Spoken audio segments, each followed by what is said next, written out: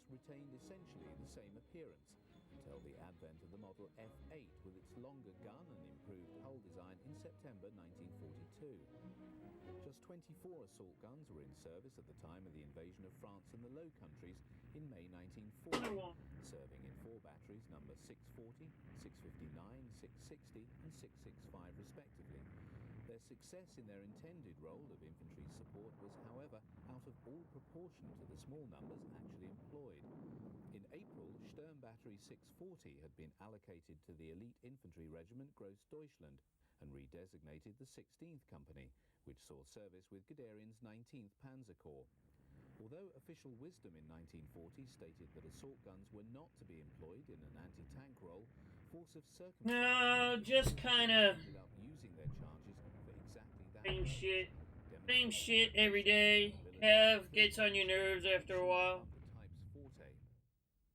When exactly 1 year after the French surrender Hitler unleashed his legions against the Soviet Union, the Sturm artillery had undergone... When people ignore what you ask them for, like, literally over a year, shit just starts getting on my nerves. Deploying approximately 108 assault guns were distributed between army groups. Alright, let's see where we are at on this. Where all were involved in very heavy fighting from the opening day of the campaign.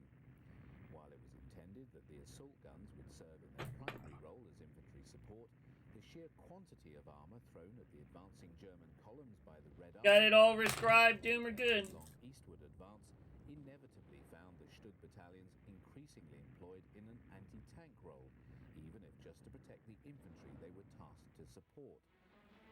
In the main, this did not prove problematic for the Stug detachments, the plethora of light and medium tank types fielded by the Soviets being decidedly obsolescent, their thin armour being easily penetrated by the assault guns' main armament. But dealing with the new T-34, KV-1 and KV-2 and their thick armour was another matter, the Stug III sharing exactly the same problem vis-à-vis these new designs as the Panzer Mark IV. Both German designs were equipped with the same low-velocity 75mm L-24 cannon, optimised for the close support role, firing high-explosive shells. Indeed, of the 44 rounds normally carried by the Stug, over 80% were high explosive, with just a token number being... Oh, Nuffles. Even when the AP ammunition was used... Be adding rivet lines? ...gun did not always impart sufficient energy to allow it to penetrate the thick armour of the new Russian tanks. And yet Stugs did succeed in killing these new Soviet monsters in spite of this apparent technological limitation. Other factors came into play by way of compensation. Above all was the technical proficiency of the Stug crews themselves. Training had honed their skill to combine the mobility of the Stug with accurate and rapid gunnery, by getting in the first shot and exploiting to the full the machine's inherent advantages, such as its low profile and relatively heavy frontal armour. Even when taking on a T-34, the accumulation of these factors often allowed the Stug crew to close within the gun range of the Soviet tank and take it out before it could react. This was particularly true in the opening months of the campaign, as many of the Soviet crews were very unsure of their new charges and completely without the sort of command and control procedures that governed the operations of German mobile forces. It was in the summer of 1941 that the assault gun battalions began a tally of Soviet armour that would claim 20,000 tanks destroyed by 1944. As the German armies pushed deeper into Russia, the assault gun battalions were constantly in action, as the panzer divisions encircled large numbers of Soviet forces in great pockets, which were reduced by infantry and artillery. The assault artillery found themselves frequently... What do they eat, like corn mush and stuff like that? ...one sector of a pocket to another. Some kind of seeds and grass and stuff? What do they eat?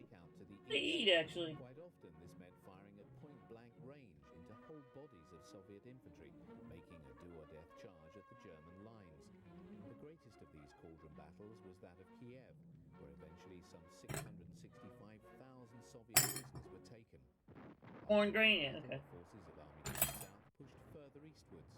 The drive by von Reichenau's 6th Army towards Kharkov was designed to capture the Soviet Union's 4th largest city and one of its major industrial centres. The Kharkov tractor works was, for example, one of the major tank producers in the Soviet Union at this time. It was in mid-October when the Germans closed in on the city. Heavy artillery pounded Soviet Well, defensive positions. got this just about done. The only thing left on this is I have to paint the nose probe now. Thereafter, they pushed But into the center of Kharkov. other than that, Assault this guns were is brought forward to fire on this Soviet is done. positions, Sandpaper and with all. the This center is done. covering fire being given by machine gunners in attached command half-tracks. The fighting for Kharkov was fierce, and it did not finally fall until the 24th of October. Yeah, there's a lot of. I even posted something in there, Cav. I didn't do anything, you know, because I don't celebrate the holiday, so I didn't like do anything fancy. And it's not like I have any family to come over here anyway, or anything. But yeah, I even posted my boring little meal from the day. Deliveries of replacement assault guns were sent to the nearest station in operation to the front. These two Stugs are Mark Ds. 90716 still retains its chassis number on the hull front, where it was chalked on before leaving the Alcat factory in Berlin. At the end of September 1941, the Germans launched Operation Typhoon, the last great offensive to take Moscow before the onset of winter. The Soviet defenses before the capital were cracked by panzer thrusts encircling the Red Army forces in the twin battles of Vyazma and Bryansk. Once again, the assault gun battalions found themselves supporting infantry to hold the line of the pocket and prevent desperate Russians from breaking out. Some 663,000 Soviet Mr. Killer! Hello, but Killer. Moscow did not fall.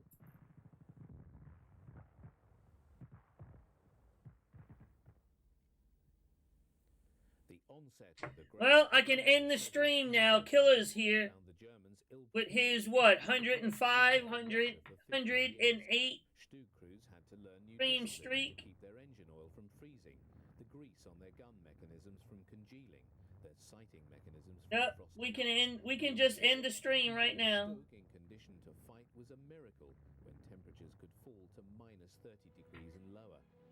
Nevertheless, the assault gun units continued to inflict heavy casualties. You're at 94. Uh-oh. By the burnt-out hulks of KV-1s and T-34s seen in this footage. With the approach of spring in 1942, the Germans had weathered the Soviet storm and now look forward to the resumption of offensive operations so as to bring the war in the East to a successful conclusion. In 1942, the organization of assault gun battalions was changed yet again, with the number of Stugs in each battery. You're not required to share it, Knuffles. It's all right. Three sections of 3 Stugs. With a strength of 20. Go ahead and do that, Doomer. The battalion was now much more powerful than just a year before. Further changes came with the addition of a command Stug to each battery. By the end of 1942, each battery could now field 30 assault guns. Hitler had demanded that the armor and the armament of the assault gun be upgraded. Must be nice not having any bills and being able to spend what little money you get on whatever you want. Stug Model F appeared. Must be nice. The long 75mm Sturm Cannon 40, initially of 43 calibers, but increased thereafter to 48 calibers. First footage of the Stug III-F came with the parade of the re-equipped first. Actually having somebody help pay for things around the house, that must be awful nice. 1942, the salute being taken by Feld Marshal Gerd von Rundstedt, flanked by the newly appointed commander of the SS Panzer Corps, Paul Hauser, and the divisional commander Obergruppenführer Sepp Dietrich. Have noticed the color of the Leibstandarte Stugs. They appear to be in a shade of sand brown specified for vehicles serving in North Africa, suggesting that this may have been the original. Hey, Doomer, I hear that the resin for that 3D printer can be thinned with water. Did you know that? Dark gray. The order requiring all vehicles to adopt a base shade of sand yellow. You can thin your 3D printer resin with water, Doomer. First combat footage of the Stug III-F came with a film of Assault Gun Battalion 203 driving into the outskirts of Rostov-on-Don, the end of July 1942. A fleeting glimpse can be obtained of the battalion insignia, a white elephant, on the superstructure side of one of the passing Stugs.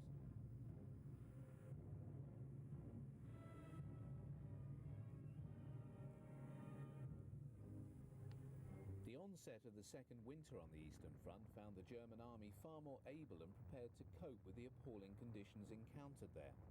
The Particular attention had been paid to the problem experienced by the panzers and assault guns the previous winter, when due to the high ground pressure produced by their narrow tracks, they found traction in the deep snow difficult and had frequently sank and grounded on their bellies. The solution came in the form of Ostketten, specially cast links that extended out beyond the road wheels, increasing the width of the tracks. Alright, come on, let's get this thing together now. The passage by the panzer, or in this case assault gun, over the snow. Where possible, as in this footage, the Stugs still employed a road, but the addition of Ostketten permitted them to venture off-road into the deeper snow that would be found in the wood in which this action is taking place. The mobility conferred by Ostketten allowed the Stugs and Panzers to take on the wider track Soviet tanks on more equal terms.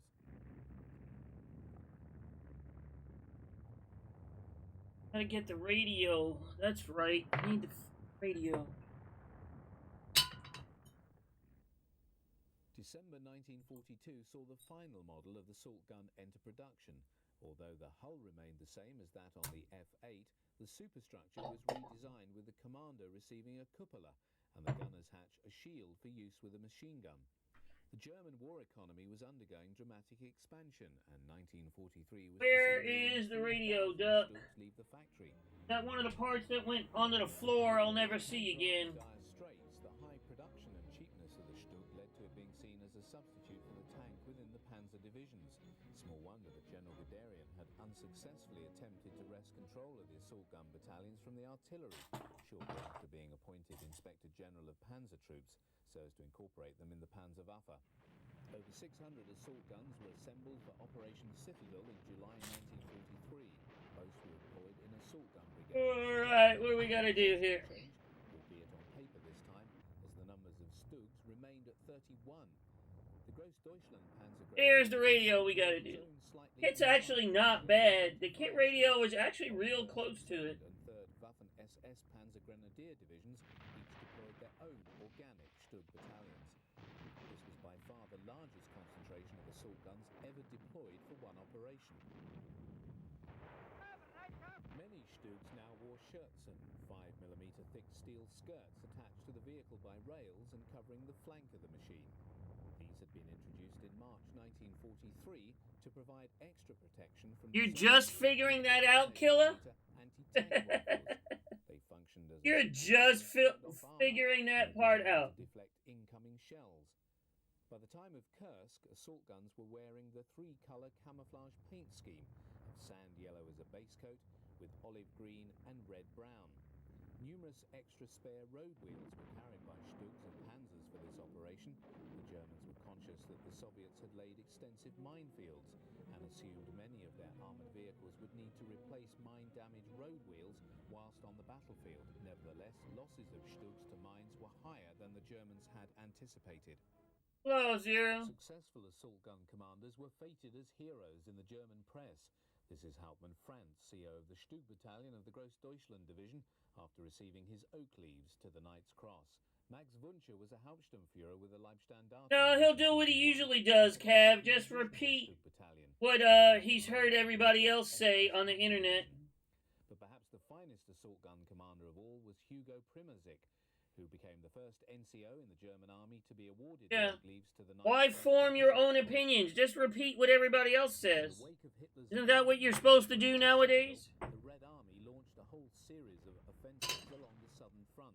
As prior to Operation Runyantsev, their offensive to recapture Kharkov, the Soviets launched a major drive against the Mirs line to draw off German... Your own opinion is overrated, Cav. In the sequence of serving with 6th Army on the Mirs sector.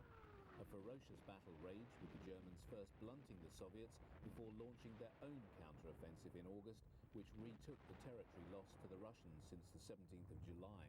These next two sequences allow us to view assault guns employed in the classic roles that characterize the type by this stage of the war.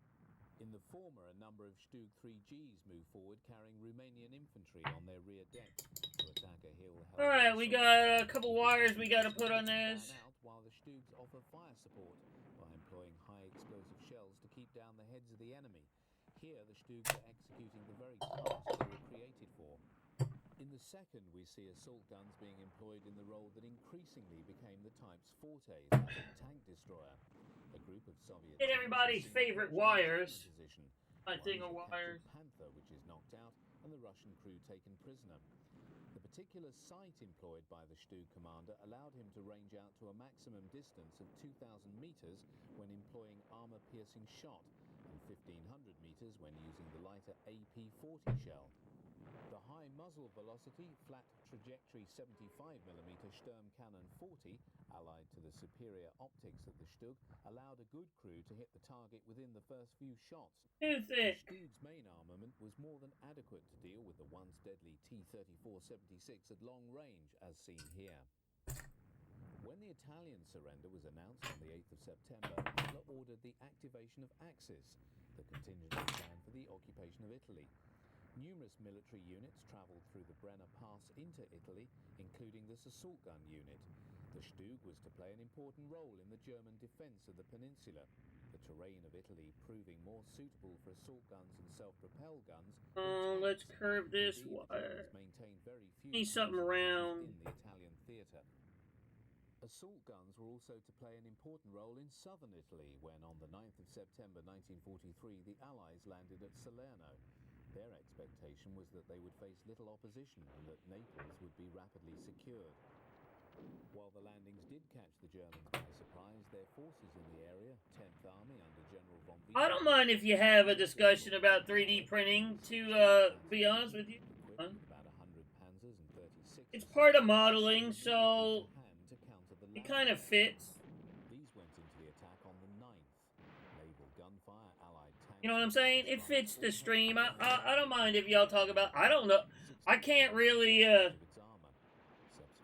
can't really take part in it, but, yeah, if y'all want to talk about 3D printing, I don't have a problem with it.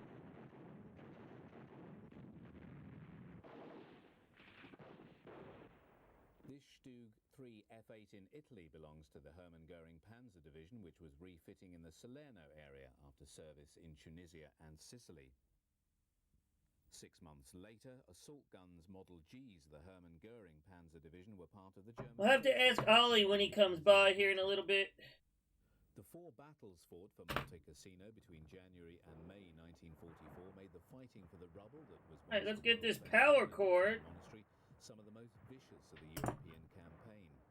For a greater part of the time, the summit was held by elite German paratroopers who had even managed to bring an assault gun with them to provide fire support in the face of frequent Allied attacks.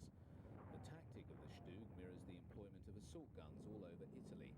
Lurking under... Getting the power cord wire around here.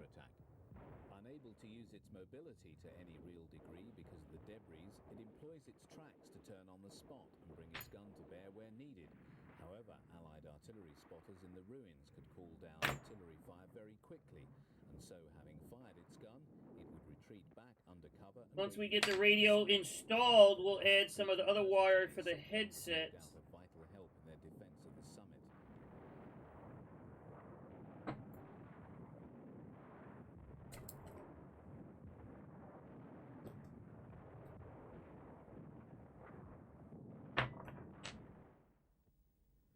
By 1944, the assault gun was one of the most common German armoured fighting vehicles being employed in every theatre in which German troops were fighting. In this sequence, Stugs are being employed as artillery in an anti-guerrilla sweep in Yugoslavia. As the late summer turned to autumn and then winter in southern Russia, the German army began its fighting retreat to the river Dnieper. In Get this common with wire other German army painted. units, the assault detachments continued to offer fierce resistance to the advancing forces of the Red Army. Although losses at Kursk had been high, the stock of assault guns... I'm sure the higher quality ones are still up there. ...deficit of production over losses. So, in the 5 months to December, the output of Stugs had amounted to 1,810 machines, with 1,060 machines being lost over the same period. Oh hell, we forgot to paint that. Total stock of Stugs in all theaters... Cav, why you let me forget this stuff, Cav? Come on, man. Some 400 more than available at the beginning of July and immediately prior to Operation Citadel. The reality was that by this period of the war, the Stug III was the most numerous of all types of armoured vehicle serving in the German army. By the end of 1943, there were a total of 31 assault gun brigades in service, the bulk being in the east, as well as independent Stug detachments held at corps level and allocated according to need, as well as organic battalions in certain Army and Waffen-SS divisions. With the onset of 1944, no fewer than 76% of all assault guns in service were operating on the Eastern Front. The increasing employment of the assault artillery as tank destroyers is very clearly shown in this sequence, wherein a Stug detachment with an Army Group centre rolls forward to counterattack an oncoming Soviet armoured group. The action is rendered more dramatic by the backdrop, a very cold late winter afternoon with the sun already beginning to wane. Yeah, I gotta paint. I'm gonna have to paint in the back here black. Gonna have to paint back here black. Yup, we are. Alright, we can do it. The enemy is engaged at some distance, the flat terrain making targeting easier. However, the Stugs do not fire on the move. They stop. Can we get this in now that we added that center trunk? Have had it in here before. Handiwork is the destroyed T-34-76 model 1943 and a rarely seen KV-85. By the late summer of 1944, the Red Army had pushed the German forces back to the borders of Hungary. The propaganda company have here caught a Stug detachment moving through Budapest on its way to the front. There we have it. Here to go, duck. Admiring youngsters belonging to the Hungarian. I knew it would fit. I never doubted it.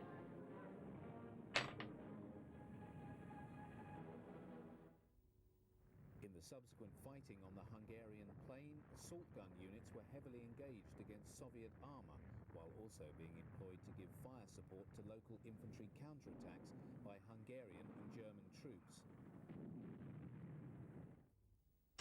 When the Never doubted it. Allied landings in France took place on June the 6th, 1944, the authorities in Germany reported a remarkable surge of expectation on the part of the populace, many Germans sincerely believing that the only outcome would be a German victory.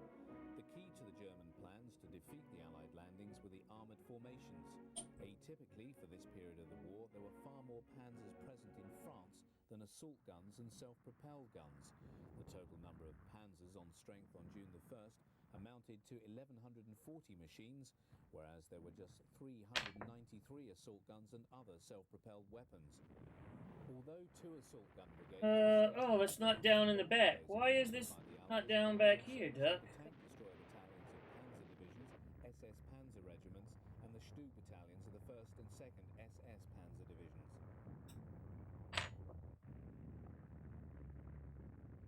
Seen for the first time on camera is an example of the Stug IV, a Panzer IV chassis mated to the superstructure of the Stug III, in service with the 17th SS Panzer Grenadier Division, which entered the line on the 12th of June. The Stug IV entered production in December 1943, with just over 1,100 being produced. Of particular note on the Stug IVs and IIIs in this footage is the Salkov blender, the new pig's head-shaped cast mantlet fitted to all assault guns Almost. from February 1944 onwards. The very heavy fighting among the narrow lanes lined on either side. Yeah, it's just tedious. You just have to just do it. It's not hard, it's just tedious. And if you screw up, you just have to fill it in and go again, that's all. Like most things in modeling, they're not hard. They just take knowing what to do and then a little bit of time.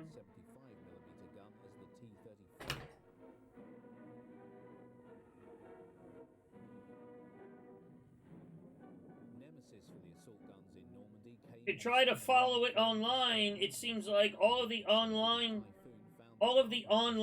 how-tos seem to make things like 10 times harder to do than they really are.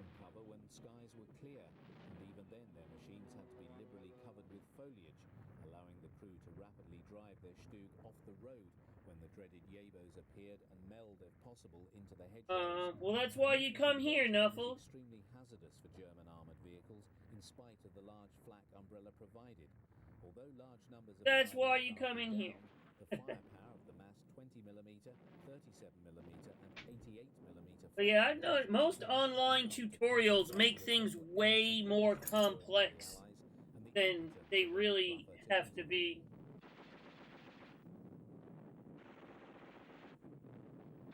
For protection, many Stug crews dug a hole in the ground and then employed their 23-ton charges as shelters by parking them over the cavity. Even at the height of the fighting, assault gun crewmen who distinguished themselves in action are awarded the Iron Cross by their commander.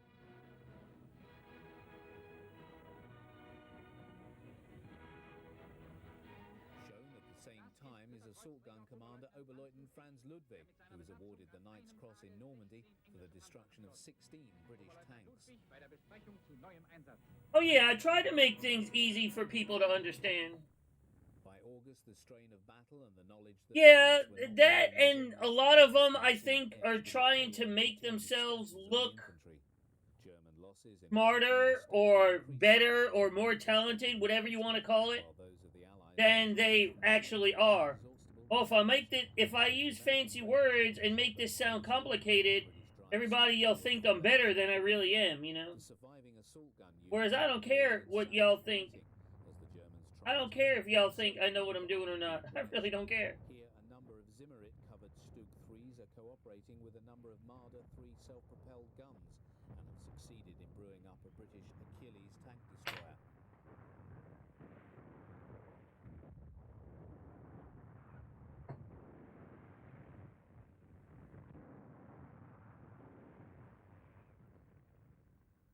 Very few assault guns survived the closing of the Falaise pocket.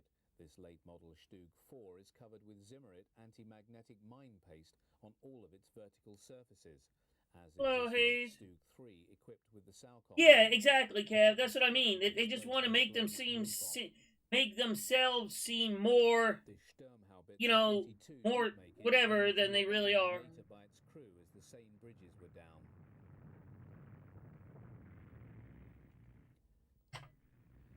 Whereas I realize ain't no one gonna watch me anyway, so. Front that equates to the period of the Soviet summer offensive. The subsequent destruction of Army Group Center and loss of 500,000 dead and captured soldiers translated into the greatest defeat ever to befall German arms. When the newsreel once more began to report on events in the east, German units such as this Stug detachment are operating on the borders of Poland.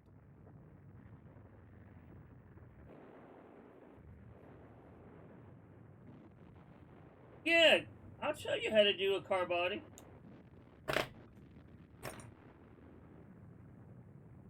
Footage of assault gun units in action on the Eastern Front from the period early autumn 1944 through to the end of the war increases substantially relative to that of panzers filmed in this same period.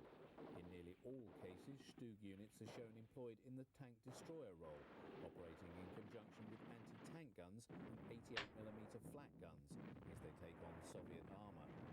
Notwithstanding the heavy losses during 1944... The clave, like the two little wood stick things you tap together? Is that what you mean by a clave? In July 1944, total stocks of assault guns were some 2,000 higher than in the same month in 1943. That the assault gun brigades and other Stug units continue to be highly effective is... And that thing has been around. Look, even I know what that is. Tanks destroyed by Stugs were claimed up to mid-1944. By war's end, this figure had risen by another 10,000. There is little doubt that the Red Army viewed these units with a great deal of respect.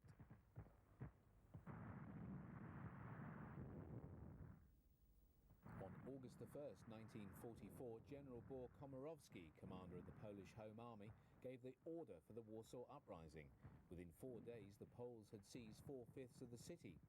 Expectations that they would be relieved by the Soviets were dashed when the Germans drove back their spearheads, giving them the breathing space they needed. Alright, we're putting the headphone microphone leads on this radio. Detached Stug units providing fire support in the clearing of the city. It took until October the 2nd for the uprising to be finally put down. By the beginning of September 1944, the Soviet offensive drives had come to a halt, allowing the Germans to create the semblance of a front in eastern Poland and East Prussia. German losses in men and material had been colossal. While the Hello, newsreels Viri. conveyed the impression of the steady and relentless flow of supplies and equipment eastward to the front, what they did not communicate was the deteriorating situation in the supply of fuel that was to have a significant impact on the scope of German mobile operations. This in spite of the still high output of equipment from the armaments factories in Germany itself.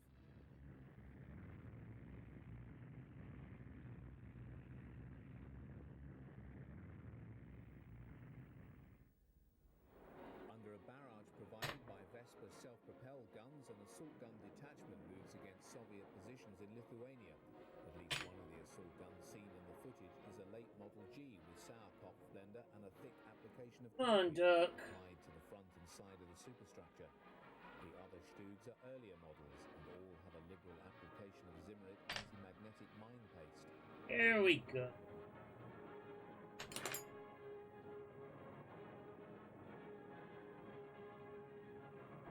While such local counterattacks were filmed right up to war's end, always concluding on the faces of smiling soldiers, they could have no impact on the wider strategic picture of terminal German military decline.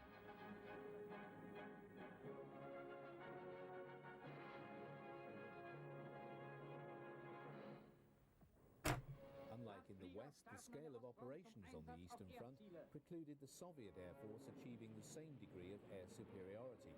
German mobile forces were thus able to Almost about to get this together. from attack, You know. unknown in the West. This being mirrored in the little or no foliage. These are gonna stay loose until I get the figures, obviously, so we can connect the figures' headsets to the intercom, which is something that almost no modeler does. Forms of 4 aircraft, the HS-129s, would use their armament of 2 machine guns and 2 20mm cannons and add-on armament packages to attack Soviet armor. The ultimate expression of the 129 as a flying tank destroyer was the B-3. Uh-oh, who lost? Viri's lost, what, 3? 4 in a row now? What happened to your hacks, Viri? We changed the code on you?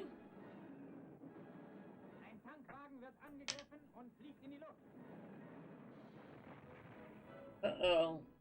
Viri's hacks don't work anymore. Gun fashion did not always mean engagements at long range.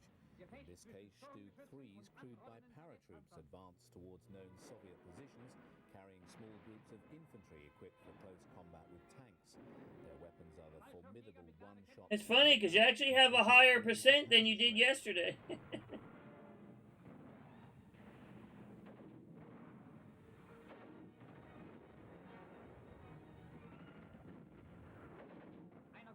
Fallschirmjägern haben sich T-34 bis auf Hörweite genähert. Die Nerven sind gespannt bis zum Platzen. The assault guns close on a wood from which emerge Soviet tanks, the first being a T-34-76, which is destroyed by the Stugs fairly promptly. Treffer den Sowjetkampfwagen.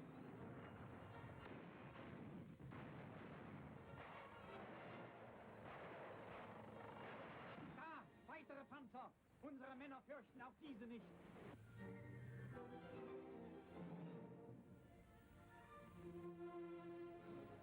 A second T-34-76 is then taken out by a soldier employing a Panzerschreck. Of note is the very considerable backblast of this weapon, which made the position of its Of course it's rigged. All gambling is rigged. once he'd fired. The power of the 88mm projectile was such that it was able to penetrate the armor of any Soviet or Allied tank, including the IS-2.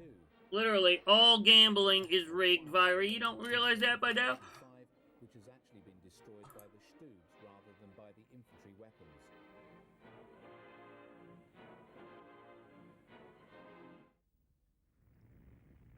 This Stug detachment operating in East Prussia in the autumn of 1944 is clearly aware of the possibility of Soviet air attack, having taken steps to deck their vehicles out with foliage.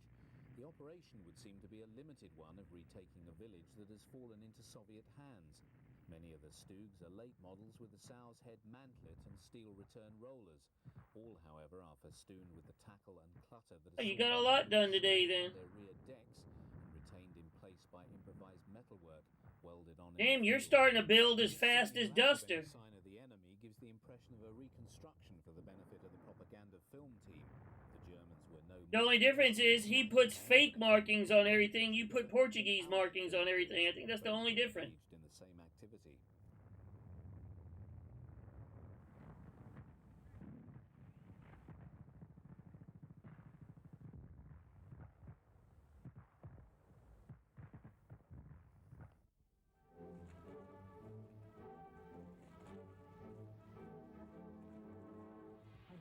German infantry move out to attack Soviet positions under a barrage provided by 88mm Pak-43 anti-tank guns firing as artillery. Footage of the Stug IV in action is quite rare. In this sequence, a Stug IV detachment is seen counterattacking Soviet forces in Hungary in late '44. The design was a contingency resulting from Hitler's demand that production of the assault gun, which had been lost when the Orchid factory in Berlin was bombed in December '43, be replaced by... I'm painting back here because you're going to see through these grills. That's why I'm painting them down here black. Assault artillery units in the same manner as the III and employed exactly the same tactics.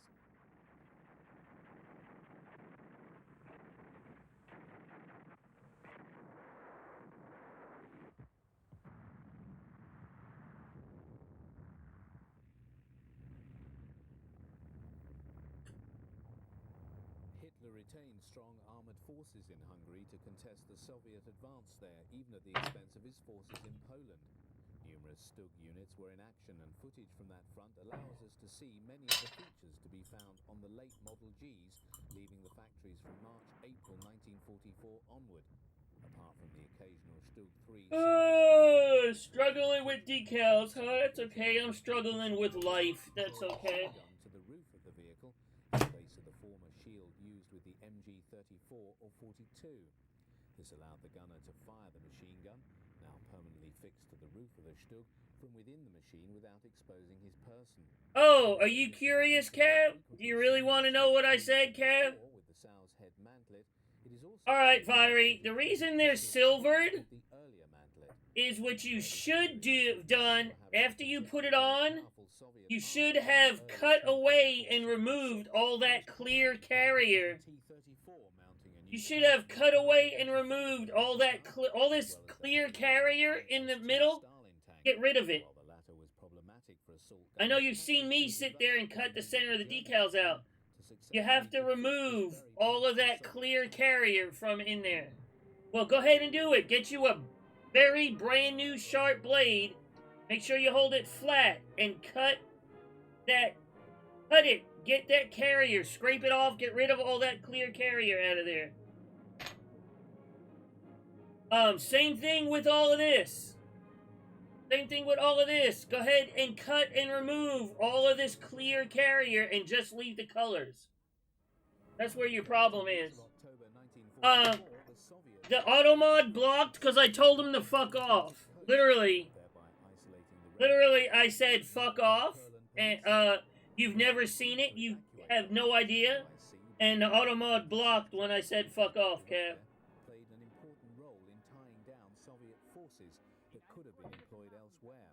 He did permit a limited evacuation, which led to... Evidently, the auto mod did not like those words. May 1945 from Kurland, Prussia and Pomerania. Guderian, who was by this time chief of the General Staff, believed it to have been strategic madness to have so many German troops isolated when their presence could do much to help strengthen German forces in eastern Poland and subsequently... Yep, evidently the auto mod did not like my choice of words. Germans that the Soviet Baltic fleet was inoperable and the Kriegsmarine were able to maintain control of the sea off Kurland and East Prussia. While many of these soldiers were fortunate to have escaped from Kurland, many were consumed in the ferocious fighting as the Red Army resumed its advance westward in January 1945. Aw, man.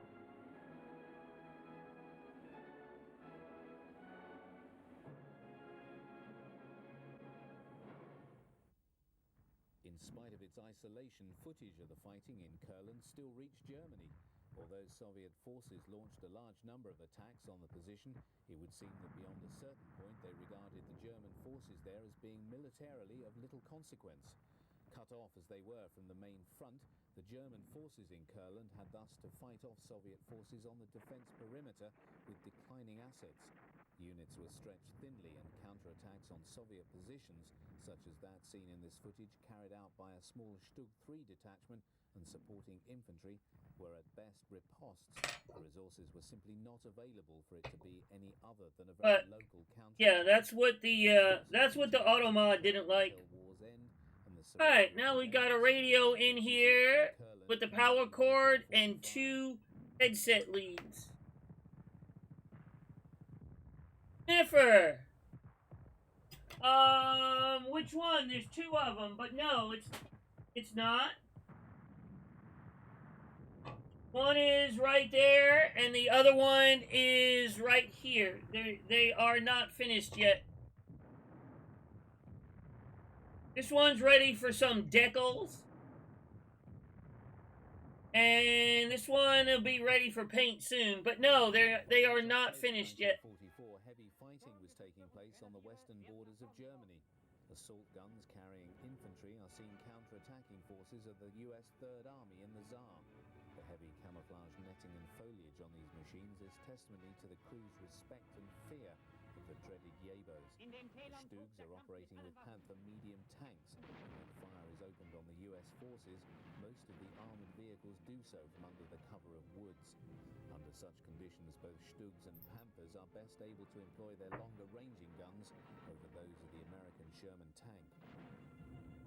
But this is just about finished. The only thing I have to do left on here is paint the nose probe. Their trumpeter. Yeah, if you want an F-102 or F-106, get the Meng. Those are the trumpeter kits. They're pretty good. Yeah, the Hasegawa F-105 is very meh. Those are by Trumpeter, and they're pretty good kits. They're not perfect. No kit is perfect, but yeah, those are decent.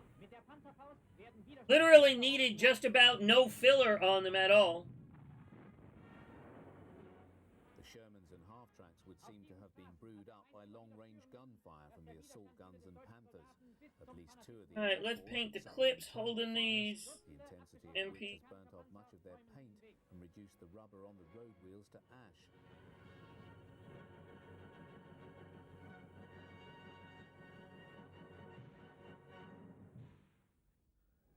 By ruthless husbanding of his resources, Hitler was able to find 1,200 Panzers and assault guns for the 5th and 6th SS Panzer armies as the cutting edge of Operation Autumn Mist, his abortive Ardennes offensive. When launched on the 16th of December, the Allies were taken completely by surprise. The Germans initially succeeded in making rapid progress against units of the US. Fan them off, fill them in. Westerly advance was made by armoured units of Manteuffel's 5th Panzer Army, which by the 20th was thrusting for Dinant on the... Yeah, pretty much just get rid of them, because you really don't see rivets on an F-106. They're flush.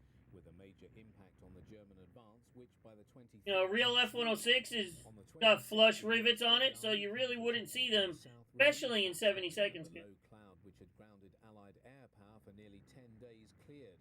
British and US aircraft now launched withering strikes on the naked German armoured columns, with the consequent destruction of many tanks and assault guns. By mid-January, the surviving German forces had pulled back to their start lines. Some 600 Panzers and assault guns had been lost. A second German offensive, codenamed Operation Nordwind, opened in Alsace on New Year's Eve 1944. The objective was to trap 7 divisions of the US 6th Army and recapture the city of Strasbourg. Unlike in the Ardennes, Allied intelligence was able to forewarn the American commander concerning the imminence of the German attack. Assault gun units were involved in the very heavy and bitter fighting, but within 3 days... Back when that kit was made, raised panel lines were a common thing, because it's way easier and cheaper to mold a raised panel line than it is a recessed one. Back in the 70s, when that F-106 is from, raised panel lines were... All kits pretty much had raised panel lines. All airplanes had raised panel lines. Fell like a have poured masses of men, arms and material into the winter battle between the Carpathians and Mamer on a scale unparalleled in the more than 5 years of military action preceding the present offensive. Infantry divisions and armoured corps are erupting from the Vistula in numbers, which it has... Yeah, that's what I'm saying. Just get rid of them on, as far as rivets go, because, yeah, on a real F-106, you don't really see rivets. By mid-February, the Russians had reached the River Oder. Assault gun losses in January on both fronts totaled 320 machines. 210 left the factories in February in spite of the efforts of Allied bombing, and strength returns indicated that total stocks of Stug IIIs and IVs in that month amounted to 3,610 machines, making the assault gun the most numerous German armoured fighting vehicle in service.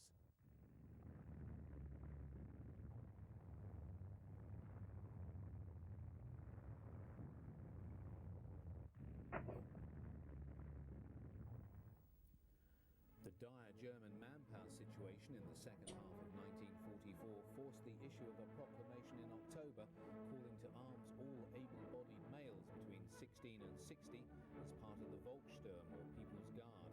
In some of the last footage of the war taken by the propaganda company, large numbers of Volkssturm are seen marching through the streets of Breslau, one of the towns on the Oder designated by Hitler as a fortress city and taken before it was encircled on February the 14th, 1945. Weapons deliveries include numbers of the Goliath remote-controlled demolition vehicle, which Volkssturm troops just prior to their employment against the advancing Soviets.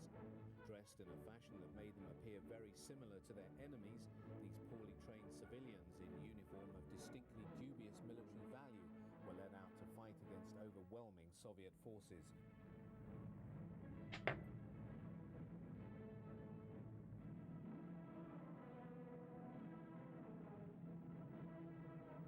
Alongside the flow of human resources came the material reinforcements for the regular army.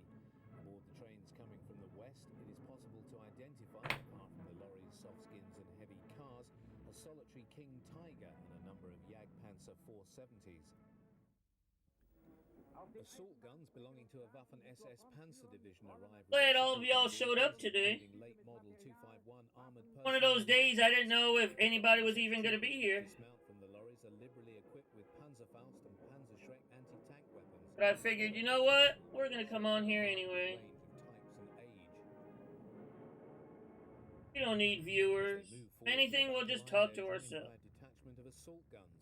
In the subsequent combat, the Stugs are given covering fire by medium and heavy artillery as they move forward to blunt an attack by oncoming. Yeah, I know you're not here, Hayes. The German positions along a railway line. Those 48th Tamiya kits really... Taken sight of the enemy armor. I remember even when they came out, Registering a number of they're just not that good. You're better off spending a little bit more. I know you said you got it on sale. You're better off spending a little bit more and getting a 35th one rather than messing with those mediocre Tamiya 48th kits. The attack rolls on as the Stugs are joined by a number of Panther tanks. In this last film ever taken of assault guns in action, we see these machines engaged in the role that had increasingly become their forte, that of tank destroyer. Now the Jagdtiger is not a bad vehicle. May have been viewed with assailants by some pundits. Yeah, it's not an issue with the vehicle, and you're to be commended. You're to be commended for looking at armor. Maybe there is a little bit of hope for you still. Yeah, you're to be commended for looking at armor again. So good job.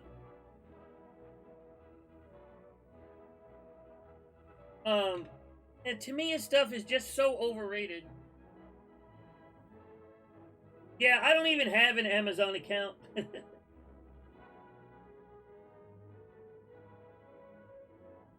Alright, I think we can get this together now. I'm finally done adding and messing with the interior. Yeah. Somebody...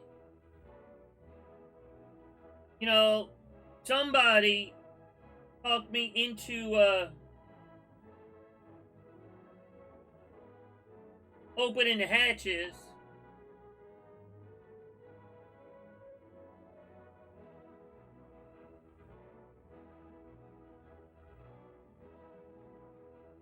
Yeah, and that person actually happens to be here right now.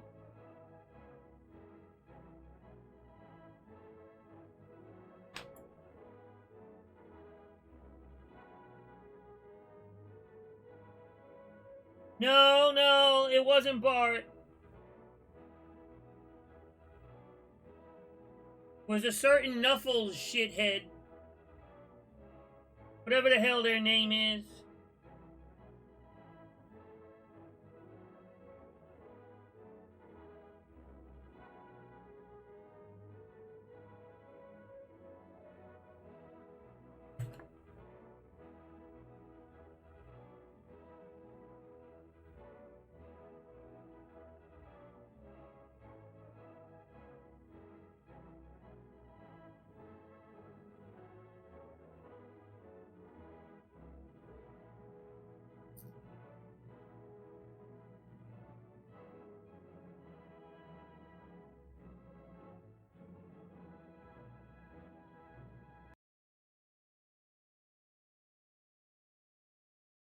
Don't be blaming Bart for that. He's not even here.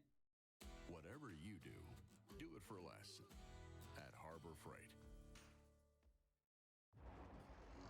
Previously on Battle 360, for the third time in nearly 3 months, Enterprise squared off against the Japanese Navy in the climax of the Battle of Guadalcanal. Now, Enterprise is refitted with new weapons, new planes, and gets ready to fight a new kind of warfare. The Big E. Oh, you thought it wouldn't come back to haunt you? And in the dark of night, Is that what you thought was gonna happen? You were mistaken. USS Enterprise, a fighting city of There's steel. no escaping. She is the most revered and decorated ship of World War II. On this 360-degree battlefield, where threats loom on the seas, in the skies, and in the ocean depths, Well, this... the Enterprise's enemies could be anywhere and everywhere. There's nowhere to run when the battle's all around you. Battle 360, USS Enterprise. Alright, let's glue this on. That's all you can do is own it, right? February 29th, 1943. USS Enterprise, cruiser San Diego, and 5 destroyers are headed for an expected showdown with the Imperial fleet near the Coral Sea. By now, the mighty Enterprise has many nicknames. Most call her the Big E, or Lucky E, but many sailors call her the Galloping Ghost, or simply the Gray Ghost. In a year of combat, from the coast of Oahu to the shores of Guadalcanal, the dark gray ship has eluded death and destruction and continues to haunt the Imperial Navy. But the battle-tested crew of Enterprise has no idea the tragedy is about to strike the U.S. fleet. 350 miles away, Alright, we get this ready. This is gonna be the first thing we paint fully with the, loaded with much-needed It's gonna be the first thing we paint fully with the new paints, troops are so... needed on the island battlefield, and it's the job of Cut them in half, Doomer. One of them is heavy cruiser USS Chicago.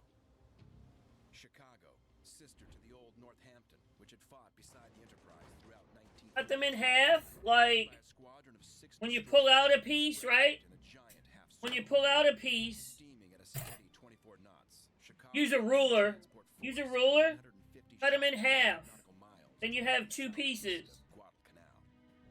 Chicago has already survived one hellish attack this night. It's gotten expensive, yeah? The Solomon Islands are still a nightmare. Sailors know that being in the wrong place at the wrong time can have deadly consequences. You think they'd have to... You think it would be cheap because nobody wants them? Or disaster she can't even see. Who wants an ugly-ass, thing like that? Beneath the waves, Chicago is stalked by Japanese submarines. From above the clouds, she is hunted by enemy planes. Though the Japanese have been badly bloodied in Pacific Sea battles, they're about to show the U.S. Navy that they're nowhere close. Oh, you're welcome, Fiery. Like a jungle predator, the enemy prepares to... You knew we were headed that? Yeah, you already knew it. Because of the costly actions at Midway and Guadalcanal, Japan Japan simply lacks the manpower and firepower to launch daytime attacks against the U.S. fleet. They've trained a number of their ground-based... And there's nothing you could have done to avoid it either. And they come gunning for the American cruiser support force. 7:45 p.m. Flashes of light illuminate the American ships like a lightning storm. Japanese flares burst in the skies over the water. Suddenly, 16 twin-engine Bettys pour out of the sky. One Betty is chewed up by automatic fire and sent crashing into the sea. The rest charge in from the starboard side and head for Chicago with a payload of aerial torpedoes. Gotta hold this. Because obviously I'm not putting it in the order it's supposed to be. Because, you know, duh. And the fireballs of exploding aircraft only expose the cruiser to the enemy. You're basically saying to the enemy, hey, I'm this guy with the big guns. She is now the perfect target. 2 torpedoes nail her starboard side. Chicago grinds to a halt. She instantly takes on water and starts to list at the stern. Her situation is desperate. As the wave of Bettys tears off into the silver clouds, sailors aboard Chicago know that their battle is only just beginning. During the pitch blackness then, the cruiser Louisville comes up and is able to put a towing line across, which is a tricky thing to do in the middle of the night with no illumination. And they begin to drag Chicago out of the battle area. A 2.5-inch steel towing The line front is part routed on a up. massive 8-inch turret on the cruiser Louisville and attached to the bow of the Chicago. Slowly, Louisville tows her sister frigate at a steady 5 knots away from the battle area. 350 miles. Here it is. USS Enterprise is ordered to take to the seas and support the rescue effort. Target: enemy aircraft attacking USS Chicago. Objective: save the wounded heavy cruiser. Strategy: send planes to fly protection over USS Chicago until she can be towed from the battlefield. Throughout the night, Enterprise plows ahead, while her pilots and air crews prepare for the dangerous operation.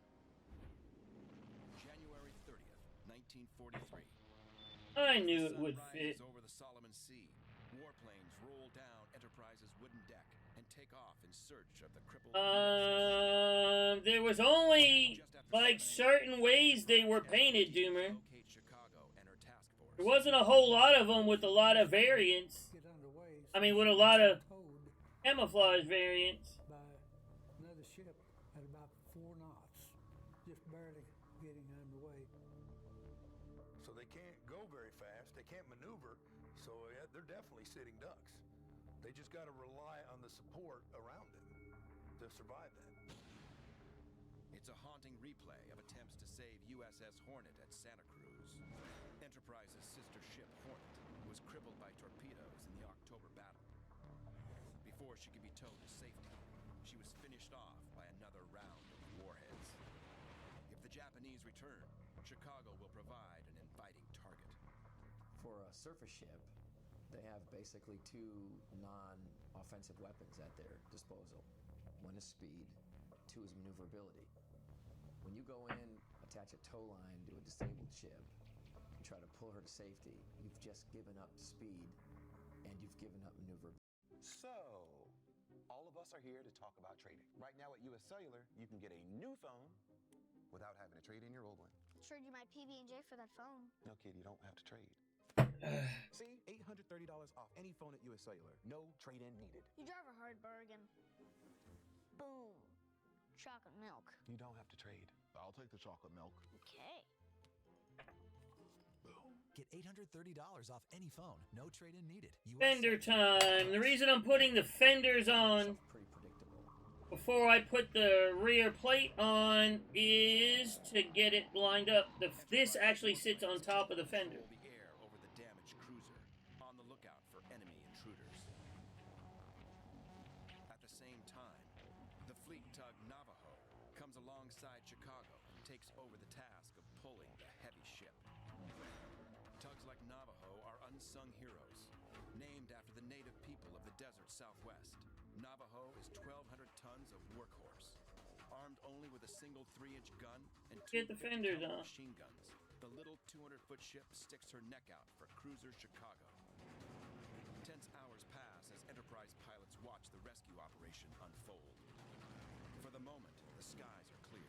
Not a single enemy plane or ship in sight. 4 p.m. Enterprise receives warnings from Guadalcanal. 11 unidentified aircraft. Distance 130 miles. Everyone What did you knows get the for a general snack, quarters Viry? needs his gun or repair station.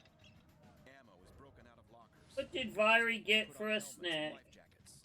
Below decks, watertight doors are shut. Plane handlers take their positions in the hangar or flight deck. The ship is cleared for action. Every sailor and marine awaits the enemy strike. The Japanese, however, are aware that they have done some damage to the American forces. What does the magical Viry eat for a snack these days, huh? What, like a whole pizza? Like 5 pounds of shrimp, maybe? Is that a snack for you? The twin-engine bombers race towards the American task force. Now, Enterprise's crew relies on their Viry's idea of a snack is like 5 pounds of shrimp. named the Grim Reapers. One of them is Dawn Flash Gordon, a gritty veteran of Santa Cruz. I tally-hoed 11 Bettys, twin-engine torpedo planes. They were at 1 o'clock again, and they're really fast. They were going to cut behind us, so we made a hard turn to the port. We ended up a little bit behind them. With Gordon in the lead, the Grim Reapers maneuver into position, ready to defend the fleet, or die trying. We stayed on their right side and tried to get ahead of them in case they wanted to.